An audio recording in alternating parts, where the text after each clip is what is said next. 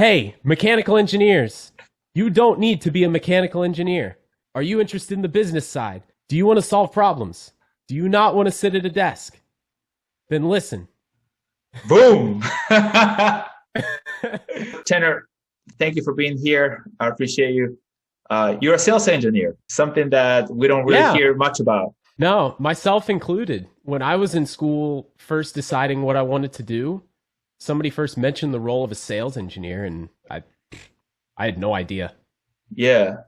Yeah, something like that happened to me I want to say a couple of years ago before the pandemic hit. I was at a bar and somebody mentioned a sales engineer position. I was like, wait, what is that? And I started actually looking into it a couple of months later. But when it comes to your journey, you are actually, how long have you been a sales engineer? I have only been in the role for a little over a year. I had been exposed to the role several years before that. I was trying to figure out what I wanted to do with my life. And I remember at one point, I told my mom, I want to go into business administration. I want to major Oh, in business administration. And then I didn't know what beyond that, but that was what I thought I wanted to do. And then my mom said, well, I majored in business administration, and your dad makes way more money than me, and he was an engineer. So mm, indirectly, they pushed me towards that engineer route. And I said, well, I like math, so why not? Because I really had no idea what I wanted to do. So went and became a mechanical engineer. And then in my second year of school, you know how it goes. You're supposed to find some academic club, some extracurricular activity to start doing. And then that might lead to you finding your passion, maybe finding a job, the whole nine yards. And I stumbled upon a little club at UCF called the Society of Sales Engineers. mm. And I had never heard of what a sales engineer was. And so this club introduced me to the role, and I went to one meeting, and immediately I knew that's what I want to do. It was the coolest thing. For the first time, I actually had direction in what I wanted my career to be. Huh. What did they say in this meeting that was so compelling to you? Well, the biggest thing, it wasn't what they said, it was how they said it. So I want to ask you a question and turn it back on you. Are most engineers known for being social, outgoing, They're and not, talkative? right off the bat, they're not. Yeah. Not not at all. And after I've been in class after class with people that were like that, the typical introverted engineer, and there's nothing wrong with that. I Yes. stepped foot in a room full of engineers that love talking to people, love networking, and they were a bunch of people that had visions beyond just the math problems that engineers are asked to solve.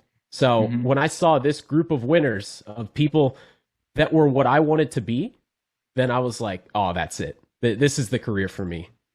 Yeah. Nice. And I can tell you seem pretty extroverted. Is that something that you consider yourself to be, or because you seem pretty like well spoken and just very open to how you express your ideas and you tell stories? I'm assuming that's kind of like why sales was attractive to you because you're gonna be also be working with a lot of people that are customers, so it seems like it goes right up your alley. Hmm. I would say that I love communicating and talking to people, but weirdly, I don't think I'm an extrovert. Like, I enjoy my alone time, and I actually listen to some of the book on your shelf there, Peter. He do a big description of the difference between introverts and extroverts. And Yeah. weirdly, even though I like communicating, I think that I'm more introverted than extroverted.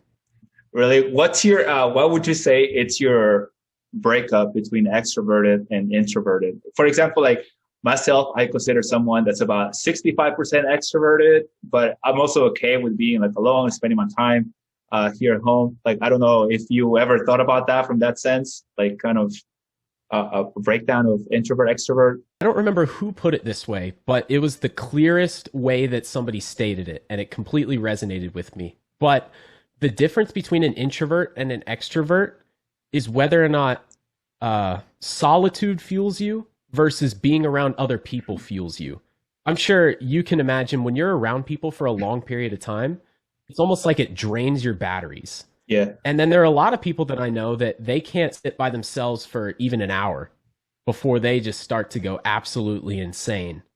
And so I think that I'm the type that I can be alone for a long period of time. And if Yeah. I'm ever around people for like all day, then I find that by the end of the day, I'm just exhausted. Yeah. Do you ever, now that you mentioned that, have you ever run into those situations in your 1 year as a sales engineer when you're just kind of like, all right, this week was too much. I need a couple days off. Like, I'm glad the weekend is here. Or maybe you had to grind it out through the weekend. Is that something that you run into so far? Or I guess, what's the life been like as a sales engineer so far? Have run into that to an extent. So when I was in VMware, oh yeah, I forgot to back up that I'm a solution engineer at VMware. Solution engineer is another word for sales engineer. So if I use either of those terms interchangeably, they mean the same thing.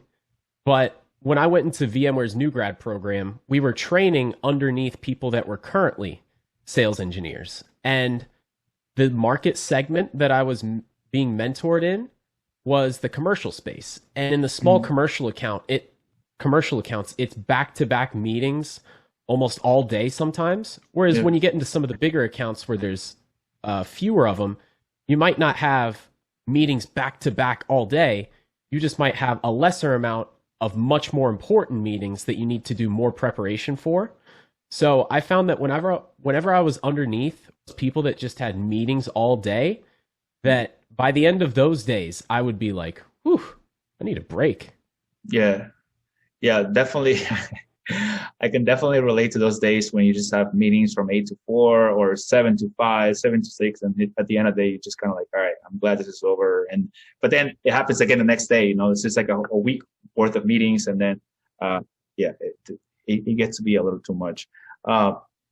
So when it comes to you being a sales engineer or a solutions engineer, for those, maybe I got a little bit of myself ahead of myself a little earlier. But what is a sales engineer? How would you describe it as a sales engineer yourself? Because I made videos about sales engineers in the past, but it was all just based on articles and because I heard of it. So I was like, oh, what is this? What is sales engineering? But you as a sales engineer, how do you define it? And then what does a day-to-day look like for you? Mm-hmm. Yeah, the definition is a funny one. I've heard multiple people explain it different ways, but the way that I like to think of it is that you're somebody with a technical background that solves business problems with technical solutions. And that's fine. Some people might ask then, okay, but what does that have to do with sales? And I like to think of this one common analogy. If we were to draw a parallel between a typical sales role and what might be a sales engineer role. So let's look at cars. With cars, what's the most obvious sales role that has to do with cars? Just sell the car. I mean, just exactly. say the features, the price, the finance program, if you're going to be doing that. So just kind of very high level. They don't really go into the details of the spec requirements of the engine and transmission, how it can make your life better, how it makes you feel, like how this tire has better suspension than the other, or this car has better suspension than the other. It's just very superficial. All that just comes down to the money. Exactly. And for those car salesmen, or saleswomen, do you need an engineering degree?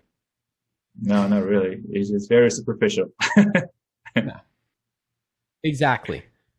But within the car industry, we could look at another role. So let's take Ford as an example. Whenever Ford manufactures a car, they don't build everything from the ground up. It's not completely engineered by Ford. Are you a car guy by chance? I used to be, not anymore. I moved on from it. Yeah, a little bit. So, but I do have a little bit of a background. What are you talking about specifically? Mm-hmm. So Ford, let's look at one car, the Ford GT350. One of my favorite cars. If I could own some fun car that's a manual transmission, that would be it. But it's a little out of my price range for now. So the transmission in that car is made by a company called Tremec. And if Tremec, who makes transmissions, was looking to sell this transmission to some auto manufacturer that's going to make this on a massive scale, if you're Ford, you don't just go to Tremec and say, I'll take a transmission, because you don't know what you need. You don't know what the technical requirements are. You don't know if you're taking a car with too much power and putting it with a transmission that's just going to blow out after 1,000 miles. Mm, All of these technical details require somebody with a technical degree to do all the validation. And right. so in this case, you would need somebody like a sales engineer to bridge that gap between customer and solution to work out those technical details. And that's just one example, but you can see it in almost any industry. In my case with VMware in the software space, companies will come to us and say, we're trying to achieve this outcome, but we don't know how to do it.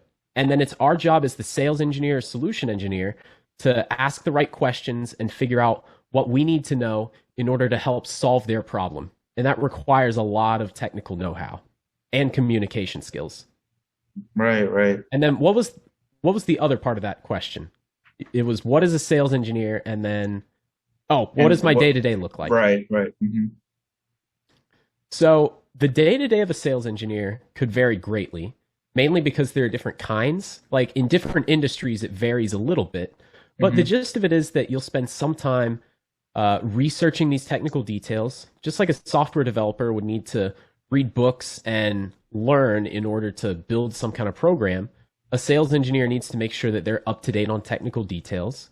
So you've got some technical enablement, you've got some customer facing meetings where you're doing exactly what I described before of Yeah. conversing with the customer back and forth to figure out what the requirements are and if you can do anything to help them. And then, like with any other job, you've got internal meetings and all that jazz. Yeah, That's yeah, the yeah. gist of it. Gotcha.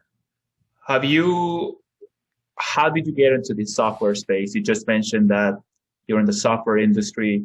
I think honestly, software nowadays is fascinating. I think for a lot of people, especially for mechanical engineers who would like to get in the industry but are not really fans of coding. So it seems that this could be a way that you could get in the industry without having to code. Of course, you just have to have an idea what the code does, how the code works. But at the bottom line is that the code is going to have to provide it's going to have to perform a certain task. And if the mechanical engineers, such as yourself, could just communicate that, then it seems they could be a good fit, regardless of what's on the back end. That's my point. How did you get Mhm. into software engineering, and what's your experience been like in the industry? Yeah, that's a great question. When I first thought about the idea, I remember I was maybe halfway through college and somebody talked about one of the solution engineer roles at VMware. And I said, "Oh, that seems pretty neat, but I'm a mechanical engineer. It Hmm. probably won't happen. They don't hire mechanical engineers." And typically they don't. But the funny thing about this sales engineer role is that there's so much demand and not enough people to fill that demand. Hmm. So, before answering the question directly, I'm going to go off on a little bit of a rabbit trail. So, the way that these sales engineer roles are typically filled is that they take somebody that comes from the nitty gritty engineering side. So, in VMware's case, in the IT and software space, might be IT at college and then maybe become some kind of IT director. And then after 10 years of experience, somebody might come to them and say, "Hey, have you ever thought about customer facing?" And they say, "No, that sounds awful." And then they get dragged into it, and eventually they realize it's a pretty sweet gig. And then that person who used to be an engineer, a software engineer, an IT admin, or somebody flips over to become a sales engineer. Okay. So, okay, that sounds a really great, useful piece of information. So, can you repeat the Mhm. escalation from going to an engineer to a sales engineer again for people that have a lot of experience as engineers? It kind of like broke up a little bit, the communication. Oh, gotcha. So typically somebody will start out as some kind of typical individual contributor engineer, or Hmm. in the IT space, an IT admin or a software engineer or whatever it might be. And over the years, they work their way up into different roles, whether it be, a higher level engineer or a manager or a director or somebody. And then eventually somebody comes to them and says, "Have you ever thought about customer facing?" Hmm. And then all of a sudden, whether they want to or not, they might get dragged over into the customer facing side of things. And then they realize it's a pretty sweet gig and then stick with it forever. And Yeah. so that brings us back to the student portion of it. The problem is that to fill these roles, it's typically people with, like I said, 10 years, 15 years experience. Mm. And there are more sales engineer roles than people that can fill those roles. So they're left with two options: either not fill the role or open their horizons as far as who they're willing to bring in. And the two ways that they do that are either A, taking people that aren't as social as they should be for this kind of customer facing role, or you open up the audience altogether.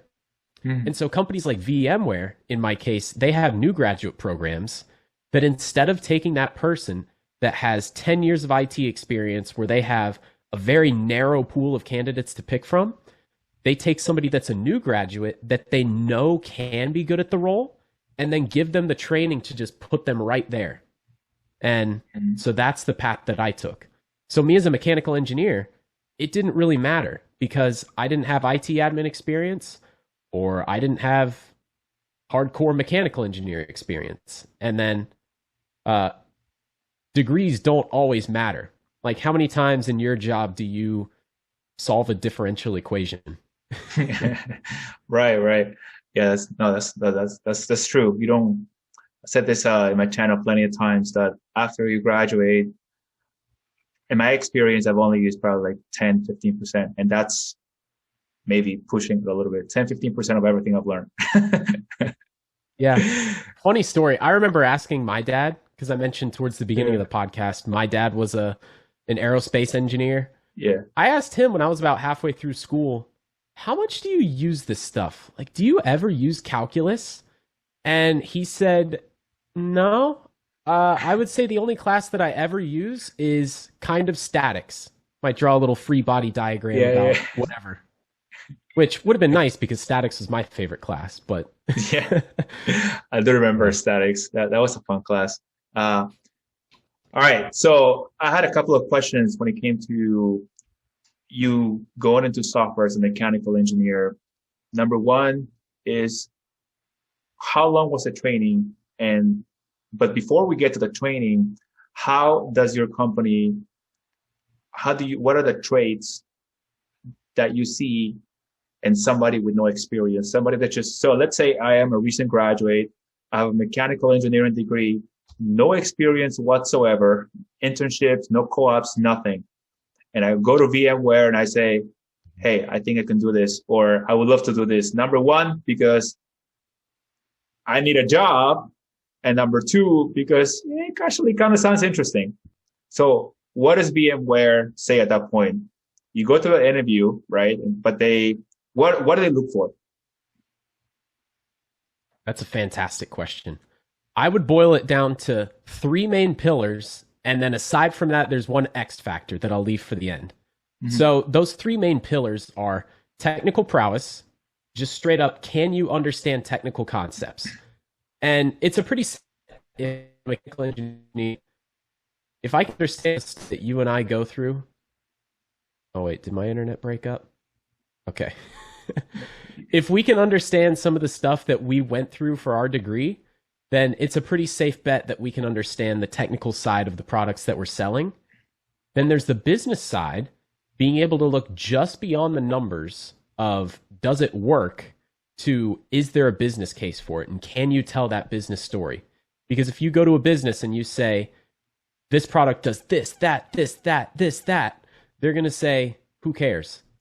So you do need to be able to convey that business message to show them, no, this isn't just a cool product. This is something that's going to help you and you need this. Right. And then the third part is communication skills. And we talked about that towards the beginning, that most engineers aren't known for their communication skills. So that's one that you just practice a lot and then you show that in the interview. So those are the main things that make up a good sales engineer. Mm-hmm. Then there's the X factor. When I talked about how companies have trouble filling these roles, one of the problems is that nobody's heard of what a sales engineer is. Mm-hmm. There is no sales engineering major at colleges. And so when they're looking to fill some of these new graduate roles, they take somebody that they think has these skills and then runs them through that training program and hopes that they like it. Right. Now, the big X factor is if you know what a sales engineer is and you can convey that you have an understanding of what goes into the role, this minimizes almost all the risk for the company trying to hire you. That if they train you, you know what you're getting into. Right. In fact, my first interview with VMware was a phone interview where they basically asked me, so do you know that this isn't a software development role? Do you know what a solution engineer is? And I explained, yeah, I know what it is. And they said, okay, cool, let's schedule your second interview. Nice. Because that's their biggest fear, Yeah. is that they train you and then it's not what you think you signed up for. Mm-hmm. Exactly. That makes a lot of sense. So I'm actually going to go even a step further and saying that the two main things that you look at is, number one, technical skills, and the other one, simply put, seems to be the ability to tell a story to provide a solution. That's wow. Okay. I'm really amazed because lately storytelling is something that I've been working on for my channel. And when I look at the analytics of my channel, when I tell a story, the retention is a lot higher than when I just go to the point and give people like the equivalent to what you were saying. This product does this, and that. That doesn't really leave a mark more than or compared to when you actually tell a story and you provide a solution by telling a story. So it just goes to show the power of being able to be a good storyteller. Yeah, and it's an anecdote to what makes this role cool, since it is at the end of the day a sales role. I mean, I don't want to get it twisted that even though there is all this technical stuff, it is a sales role. But that's really cool because it adds an element of competition and free form to it. That it's not just, can I technically validate something? Can I check a box? Can I do the math? It's, what ways can I make myself exponentially better than the next person at doing this job? It's almost like playing a sport. That what ways can I ask? Not just can I increase my free throw percentage, but what ways can I just have an all-around game and be able to excel at this? That's one of the coolest parts about the job, is that it's so multifaceted and so open-ended that you get the freedom to be creative. Gotcha. How long does the training last for VMware, at least? I'm sure it varies by company, but for VMware. Yeah. For VMware, it's 6 months. So what the track looked like for me was you get brought on board, you go through a few weeks of the typical company, drink the Kool-Aid, get integrated into what everything is, and then you go through about 3 months, if I remember correctly, of very technical training, of just learning the products and what they do and some background about the industry. And then the last 3 months of that, you start shadowing some calls, meanwhile learning more technical stuff. And eventually, by the end of the 6 months, you're contributing on calls, you're speaking up in front of customers and showing that you've learned this stuff pretty well. And then at the end of the 6 months, they send you off on your way to cover a territory and be that technical problem solver. And then other companies, it varies a little bit. Typically, it's either a 6-month program or a 1-year program. Like Dell, who's a very close company to VMware, because up until in a few months, Dell was technically like a owner of VMware. Their program is a year long, but very similar all around. So if I were someone that would like to work at VMware, my first worry would be, do I get paid for the time during training? Or is it something that comes out of my pocket? Like, how does the pay structure work when it comes to your experience? Yeah, this is going to be something that varies from company to company. But in my experience, you get paid while you do the training, basically the same base pay as you would be making in the role. So the typical way that a lot of SE roles work, and this is where it varies a lot, especially across industries. But at VMware, the SE role is 80-20 base pay versus commission. So you get that 80% pay that you can depend on no matter what. And then once you're put into an account set, you're given a quota. And then depending on what percentage of that quota makes up the other 20%. So if you hit 200% of your quota, you'll effectively make 120% of your pay. If you hit 0% of your quota, you'll effectively make 80% of your pay. So during training, we paid that base pay. And then once we start customer facing, then we see the other portion of it. But other companies do differ a lot with that too. Right. That makes sense. So is the 80% relative? So let me ask you this.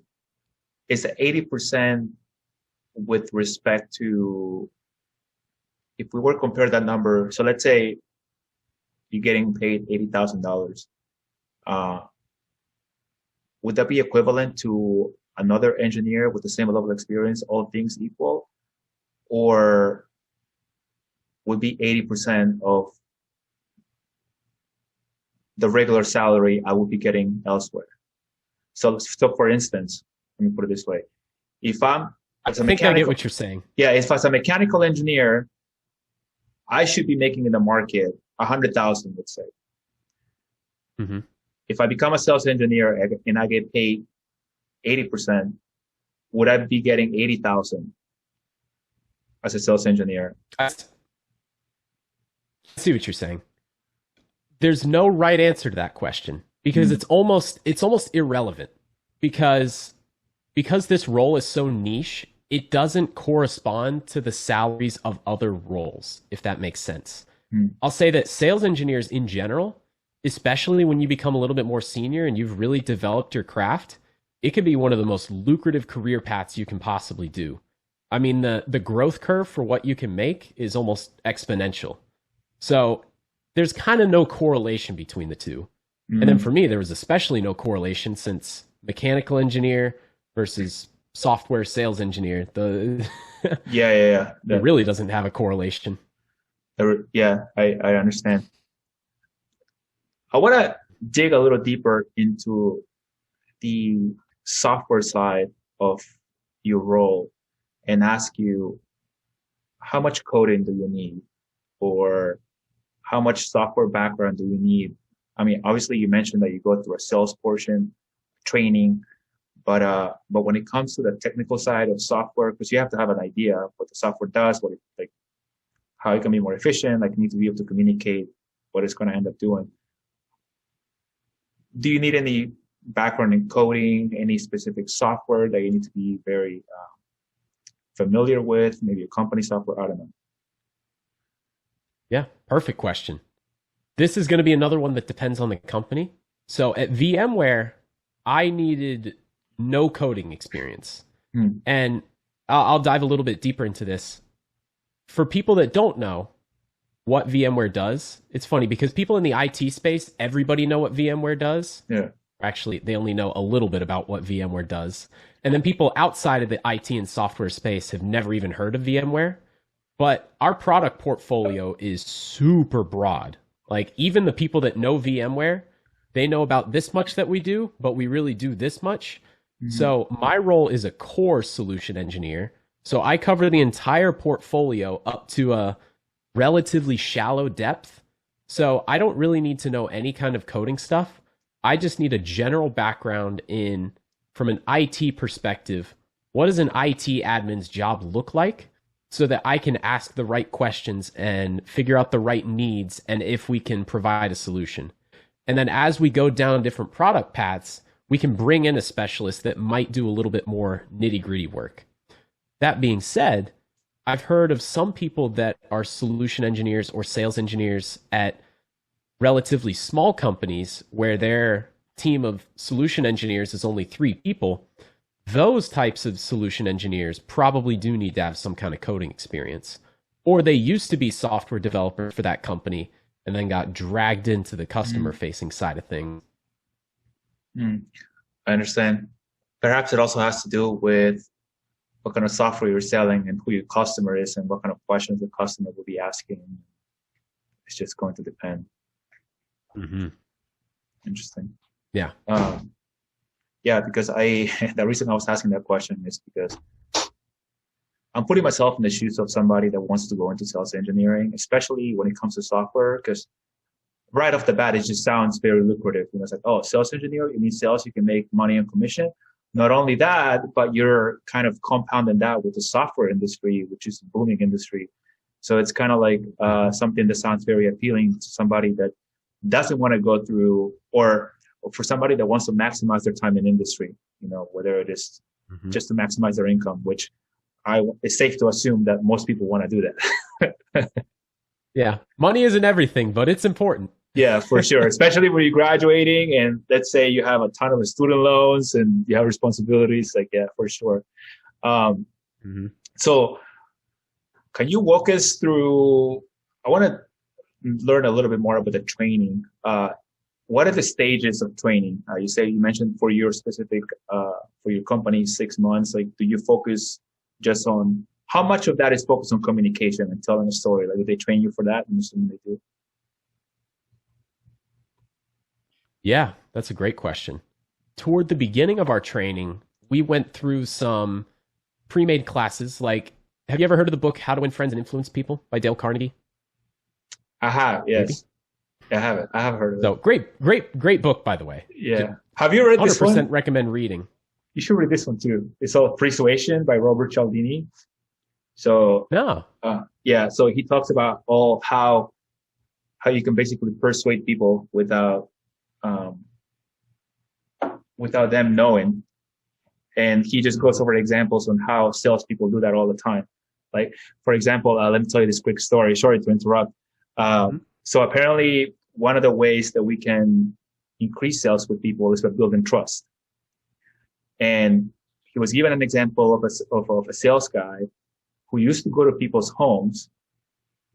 And once he was there, he would tell the owner of the house that he forgot something in his car and that he would ask for the key to the house so that when he come back, he can just get in.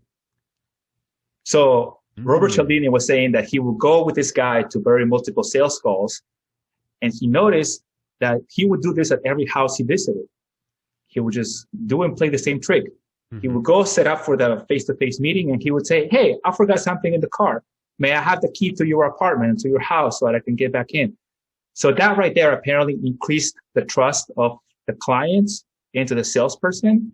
And this guy was able to just basically make friends. And then when you build trust with someone and they think that they can trust you and they know they can trust you, then they're ready to buy from you. So that was basically his trick. That's one of the things that he goes over in this in this book. I was like, whoa, that's crazy. Yeah. And that stuff is super important.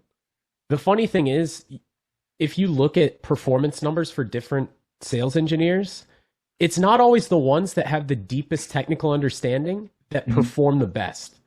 A lot of times, weirdly enough, it's the people that can understand the customer's problem in the customer's words and be able to really understand what they're feeling and be able to provide a solution that solves that pain.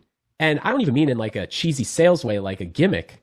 Legitimately, the people that are best able to feel empathy for the customer and really understand what they're going through, those are the ones that provide the solutions that really resonate and really have the most value. That's another reason why that How to Win Friends and Influence People book is a great read.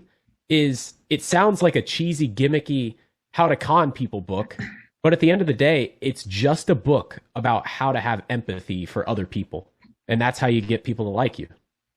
Yeah, empathy for sure. So going back to the training, a lot of the training that we would do, or I guess not a lot, but a little bit of the training that we would do would be some of these sales skills. Like we went through Dale Carnegie training, which Dale Carnegie wrote How to Win Friends and Influence People. So it was all a class about soft skills. And we would go through that class alongside both other solution engineers and non-solution engineers. But that would provide a lot of value for some of those soft skills. And then we also went through a consulting class that was a week long, and that taught us a lot of skills about how to understand problems. And then the rest of the training was getting to learn about the different products that VMware has, and then maybe running through some mock sales scenarios with our boss and He would run us through a little role play, and then we would get to demonstrate if we understand the product and if we're able to communicate the value. Mm. So after, is there a for your journey again for your specific situation, is there an exit? Do you have to take a test after you're done with the training, or do you have to meet after the 6 months? Do you go through a three month period where you have to meet your quota or 10% of your quota, or like how do they? I guess they just measure your results and then see how it goes, and if not, they just kind of sorry, but it's not going to work out type thing. Like how does it work? Yeah, yeah. So here's the funny thing, and this isn't something that I'm too proud of, but it is a reality. So, sales engineers at tech companies, the way the software space is, you typically have a salesperson that you work with. So, if you were to look at the entire sales process, the salesperson handles kind of the beginning and end of some of the salesy sales, cold calling, relationship building stuff. And then they handle some of the closing and the documentation side of things.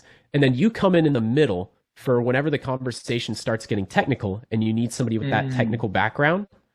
And you'll typically have those one SE to multiple salespeople. The reason that I explain this is because SEs don't get put under a lot of scrutiny. And I think personally that salespeople have too much pressure put on them relative to the SE. So I don't want to say that SEs are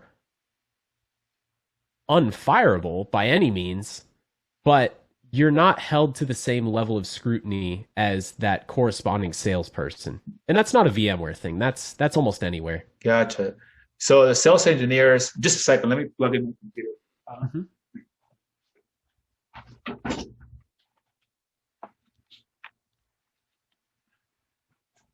All right.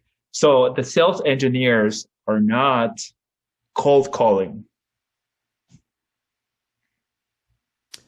They Got it. always. This, one point that I wanted to cover, I'm glad that you kind of turned it into that route. The software space and the tech space is different from the industrial and mechanical space. So where I talked about that account executive salesperson and the sales engineer working together, in most of the industrial space, that's not a thing. The sales engineer is the entire process, start to finish, pre-sales, post-sales, relationship building, technical validation, fulfillment. They do the entire gambit in most of the industrial and mechanical space. Oh, but the software is different. And what was the question? Yeah. Oh, no, the And I question don't think was, there's a right or wrong way. yeah. Oh, so I was going to Go mention, so just to wrap up exactly what we just talked about, the sales engineer for non-software industries, and you mentioned mechanical, for example, they are the ones that handle the whole process, the whole sales process, from calling customers, potential clients, all the way to closing the sale, right? Mhm. But For the most part, yeah. gotcha, understand. But then for the software side, then you usually have two people you mentioned. You have the salesperson and then the technical or the SE, the solutions engineer that comes in later. Yeah. And there's a rhyme and reason to both ways. I used to think the industrial and mechanical method of the sales engineer owning the entire process, I didn't understand why you wouldn't do it that way, but I have learned that there is a reason and there are pros and cons to both approach, but that's an entire other rabbit hole that uh it is what it is. It doesn't matter. But why is it different? Is that because software is a lot more complicated and more complex to have one person handle the whole thing? Or is it just, now I'm curious, like, what is it? Mm-hmm. The short answer, I would say that complexity is a portion of it, but the other part is the amount of potential customers. So if we look at VMware as an example, even though a lot of people from the mechanical space probably don't know what VMware does, VMware is in almost every single somewhat large company to an extent. Mm. And that is a very large audience. And if you were to hire enough sales engineers to cover that entire audience of customers, it would be almost impossible or prohibitively expensive. But one company that I was exposed to a lot was Timken, and they make industrial bearings. Mm. Your potential audience of people that might use industrial bearings is a lot smaller. So it's probably a lot more manageable for the sales engineer to handle both parts of the role. And it's Mm. probably much more efficient to not break it up into multiple people. So that's my theory. There's not actually a right answer to that. Right, right. Yeah. You also want to make it as easy as possible for the customer to just buy and then just get it over with. Like this kind of like seems what we need and gotcha. Um, I do have Hmm. a friend who's into sales and he is in the IT space, software. He works with a big company out of California. But he mentioned one time we were talking about sales, and then he told me that he works with sales engineers, that whenever he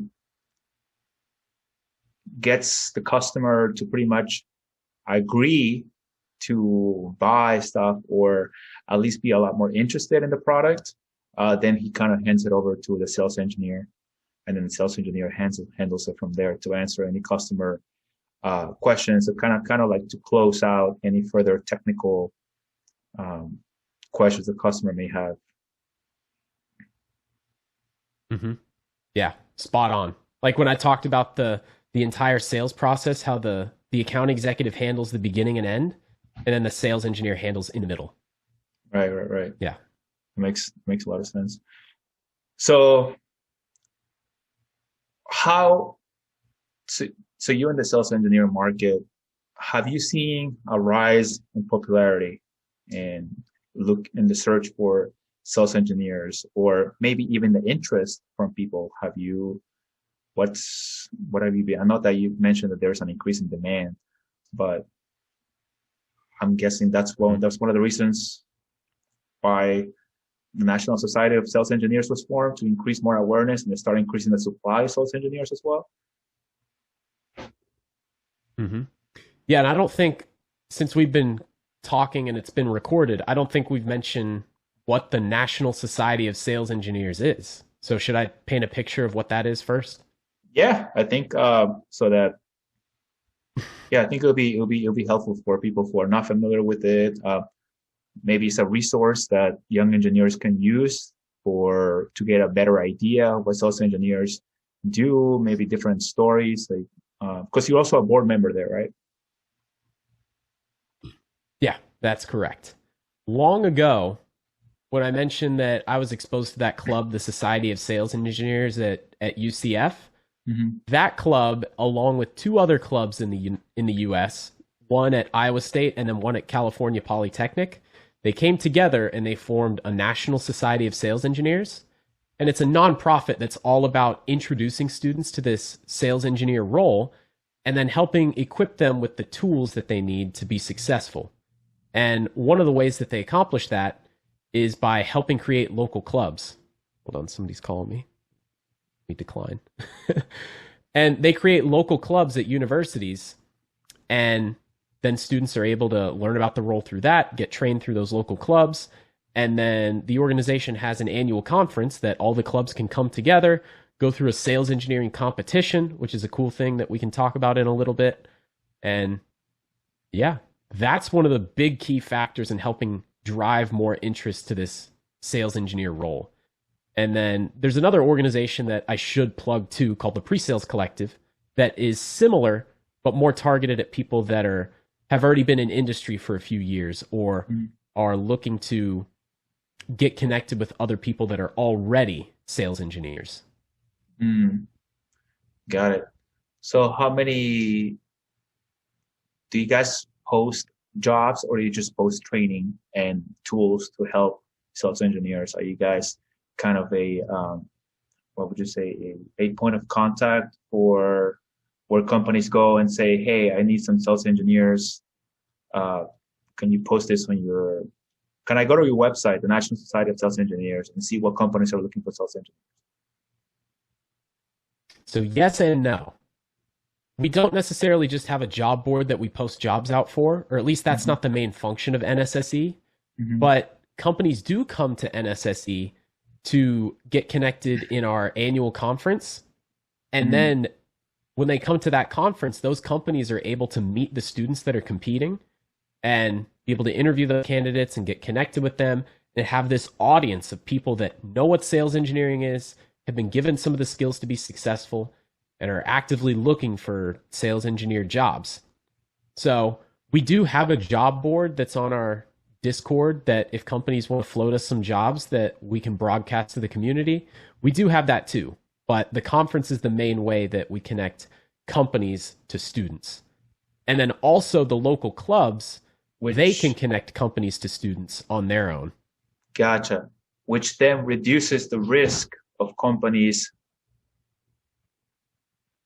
training people, but then have them not be interested in sales engineering. So you basically act like as a filter of our audience basically is interested in your job. So it's like a honeypot per se. Mm-hmm. Yeah, it's a filter and a trainer on its own. Because Mm. along with filtering, sometimes you can't know if somebody will be a good sales engineer or not until they've at least gone through some of the reps of what the job has to do with. Mm. So it provides them that first level of training for Yeah. them to really understand what it takes to be successful and whether or not they want to do it. And the local clubs are huge for that because that was where I learned most of the stuff that helped me be successful was my local club at UCF. Mm. Is this something that the National Society of Sales Engineers is maybe maybe you already talked about this, but is NSSE working on establishing these clubs as many colleges as possible? Is that a long-term vision, a goal, or you only located in certain areas, like in the country, like at UCF and other in Iowa you mentioned? Yeah, the ideal end state would be to have one of these clubs at every single university because Mm-hmm. there's no reason that every school shouldn't have one of these funnels to bring in new sales engineer talent. Mm-hmm. So that would be the ideal end state, but that's a long distance to travel between where it's at and where it needs to go. It is growing though. Originally it Yeah. was 3 clubs and then now it's up to about a dozen. Oh, So okay. it That's is awesome. growing. That's good. Yeah, and Yeah. then I can definitely see an interest in sales engineering because a couple of the most popular videos that I have are sales engineering related, and they just keep growing and growing. Um, so I'm assuming, I mean, somebody's got to be searching for it, right? So the word is going around for sure. And I'm sure this interview with you is going to be also getting up there when it comes to interest and views. And so hopefully everything that we talked about today is helpful to somebody that wants to get a Yeah. lot more insight into the role of a sales engineer, what it takes to be a sales engineer, day in the life of a sales engineer, pay structure, how to get jobs? If I'm someone that is interested, it's like, oh man, that sounds awesome. I want to be a sales engineer and I want to be part of the software industry. Obviously, VMware is one area, one company that people can go visit. But are there any other other than Indeed, I'm guessing, or LinkedIn, just the regular Yeah, search I would process? say that, yeah, you can go that route. You probably know as well as I do that that's definitely not the optimal way to find jobs. Connections are infinitely more valuable than job postings. Right. But I'll break it down this way. If you're still a student, then first check if there's a local club at your school. And then if there's not, reach out to the National Society of Sales Engineers and we'll see what we can do as far as getting you connected with some of these companies. And then if you're not still a student and you want to go into the software space, then I would say to look into an organization called the Pre-Sales Collective. They have a Slack channel, they have a website, they're growing like crazy, and you can genuinely build some authentic connections through that that'll help you land a job in the space. And then the third way is, like you mentioned, you can just browse job postings, and the more knowledge that you do have about what goes into the role, the more likely you are to stand out. Yeah, gotcha. So I know that the audience that is going to listen to this is going to be either working towards their bachelor's in engineering, but mostly it's a lot of entry level engineers, 20, 23, 25 years old. So what if somebody that, let's just play in devil's advocate, somebody that doesn't have a job, but somebody, or I'm sorry, somebody that doesn't have an engineering degree. I read in the past that you will need a STEM degree. You just need, or sometimes you don't even need a degree to be a sales engineer. Maybe you just need a lot of sales experience. Did you guys at NSSE, did you recruit from non-engineering backgrounds, or is that a requirement to be able to join the society? Definitely not a requirement. Anybody can join. In fact, back when I was at the club at UCF, I would say 70-80% of our club members were of some kind of engineering background.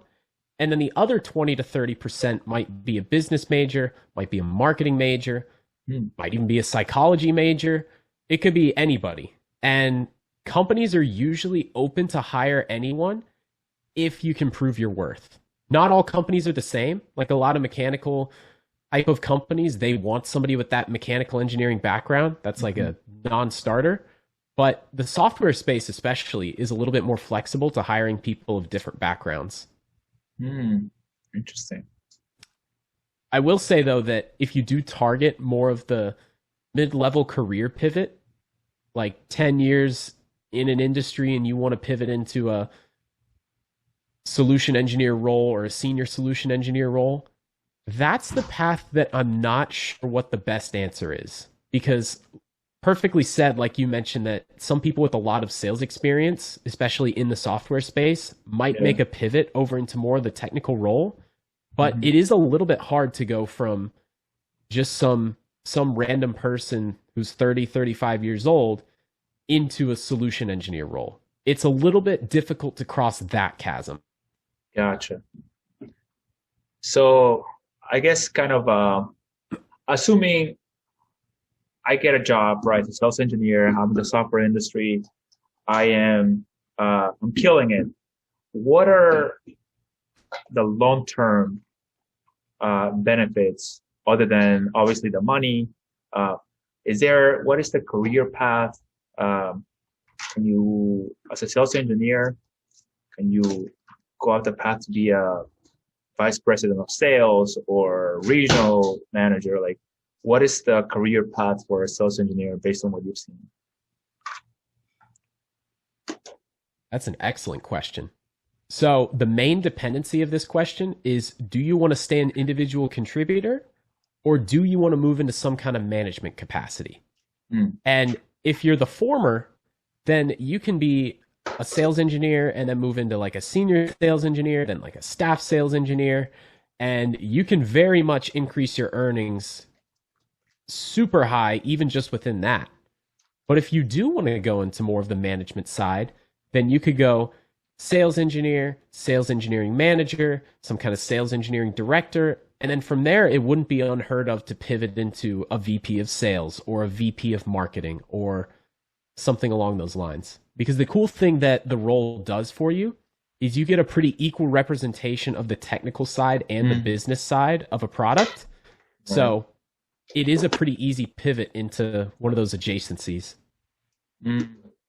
Got it. Yeah, when I was doing a little bit of research, when I made videos about sales engineer, I was reading that one of the disadvantages is that, of course, it depends on your role, but sales engineers are usually out somewhere. And so it led to this out of sight, out of mind, which doesn't really help you develop relationships with people in your office or high level executives. So it could be, that could be a little detrimental if you are looking to be pulled up, like for a senior role or to get promoted because people aren't seeing you. But I don't know if you have any feedback on that. Yeah. Is that something that you've run into in the past, or you don't think it makes a difference as long as you provide results? I would say for me, it's a little bit difficult to comment on it. I mean, I need to take a step back and remember I've only been in the role for a year. Yeah. But what I can say is that individual performance is not the only thing that matters. Really, it comes down to what do you contribute beyond making sales. And with what your friend mentioned about being kind of on an island in the sales process and not being connected with all the other business units and whatnot, that's probably a legitimate concern. But maybe once you get to that director level, it becomes less of an issue because you are a little bit closer to the management hierarchy. Yeah. That makes sense. But for sure, going from individual sales engineer to director of a completely different department, that's probably a little bit of a leap. Mm. How long do you think the career ladder takes? Like, is it a 10-year, 15-year? Because based on what I've seen, sometimes it can take between 10 to 15 years. Is that also kind of, or can you move up pretty quickly as a sales engineer? I don't know. Now, 10 to 15 years to do what exactly? Like in your example, 10 to 15 years to move To into be what? a senior executive or a leader or a program manager handling programs worth billions, uh, like building, let's say, to put it bluntly, submarines, for instance. I've been in the submarine industry for a while. So like the the one that's leading the whole process, I mean, he's got I want to say between 15 to 20 years of experience. And then he's got the business side of the house. He's got a technical side. He's got logistics experience. So he's got a taste of all these different fields. Uh, I'm guessing it depends on the role of a sales engineer in the long run. Like it also depends on what you want to do with the company. Uh, what maybe they have to promote someone to the next level. You know, maybe I'm just answering my own question here. Yeah, I think it's pretty open ended, but we are Yeah. on uncharted territory as far as somebody very young entering the role. Yeah. Because 15 years ago, the idea of somebody going straight from college to sales engineer, that doesn't happen. So for somebody like me, it's a little bit of uncharted territory. So we'll Mm. find out. I'll Yeah, come yeah, back in yeah. 15 years and let you know. Yeah, for sure. I'll be waiting. When you've got Well, 100 billion views. yeah, for sure, for sure.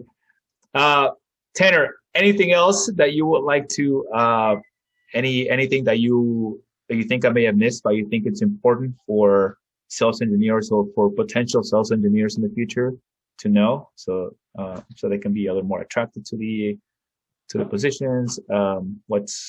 What's something that you think should be said? Hmm. One thing I noticed in some of your videos was that lately you've been doing the clickbait thing where you, not clickbait, but where you put the most important part of the conversation at the beginning, like a little Yeah, snippet, yeah, and then play that at the very beginning and then go through the rest of the video. So yeah. maybe I'll just record a little important tidbit. Hey, mechanical engineers, you don't need to be a mechanical engineer. Are you interested in the business side? Do you want to solve problems? Do you not want to sit at a desk? Then listen. Boom. That was perfect. That was perfect. So other than that, I don't even know. I think I pretty much said everything I want to say. That's wonderful. So there you go for everybody that is watching. Tanner, worth of knowledge here, worth of wisdom with a year. You've only been there a year, but I mean, I think that your experience, and I think it's more like, uh, it seems that you're just very connected to the role of a sales engineer and being very solutions driven and helping people out. And like you mentioned it earlier, being empathetic, which really helps with interacting with customers. Um, so good for you that you found something that you really enjoy. It's definitely good to see people that are enjoying what they do. And then I couldn't have asked for a better guest for an interview for a sales engineer. So I'm glad Samuel introduced this. So Tanner, thank you for being here. Where can people find you? I'll put your information in the description of the video too. Where are you? Where are you? Just connect with me on LinkedIn. Tanner Drake. Tanner Drake. Awesome. All right. Well, thank you for being here again. I appreciate your time.